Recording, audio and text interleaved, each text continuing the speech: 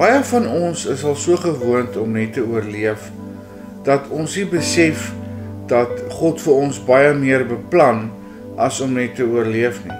God het nie sy kinders geskep om deur elke dag te strompel nie, maar om te heers deur sy genade. Genade is nie 'n konsep of 'n gevoel nie, dit is 'n persoon. Jesus is genade. Hy is dit wat 'n liggaam gee aan alles wat onverdiend en onmeetlik is. Johannes 1 vers 14 sê, en die woord het vlees geword en onder ons gewoon, en ons het sy heerlikheid aanskou, 'n heerlikheid soos van die eniggebore seun wat van die Vader kom, vol van genade en waarheid. In Christus is daar geen voorwaarde vir sy guns nie. Dit is die asem van God oor 'n mens se lewe. Tog loop die pad van genade hand aan hand met volharding, hypomone, standvastige volharding. Dit is die geloof se uithou vermoë, die onwrikbare vasstaan wanneer alles in jou wil opgee, wanneer jy nie meer kan nie. God se genade is ons bron, maar volharding is ons anker. Dit dra ons deur geloof, deur storms, deur stilte, deur vreugde en deur pyn. Want ons hou aan om te glo. Ons glo standvastig en ons volhard in ons oortuiging.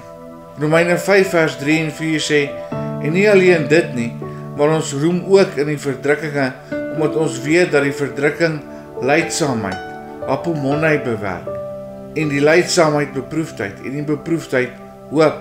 Volharding is nie 'n bewys van menslike krag nie, maar van die goddelike genade, as wat dit nie laat vaar nie. Meer as dit het Jesus gesê, ek het gekom dat hulle lewe en oorvloed mag hê. Johannes 10 vers 10. Lewe in oorvloed is nie net finansiële voorspoed nie. Dit is die vrede van 'n siel en 'n gees wat rus in God se goedheid self. Selfs wanneer alles anders skeefloop, is God se vrede en sy goedheid nog steeds daar. God is nie die oorsaak van die seer in hierdie wêreld nie. Hy is die geneesheer van 'n gebroke wêreld. In tye van oorvloed vergeet die mens maklik om te kyk, maar in die tye van gebrokenheid leer ons om te soek. En in daardie soektog word geloof vasgeanker deur volharding.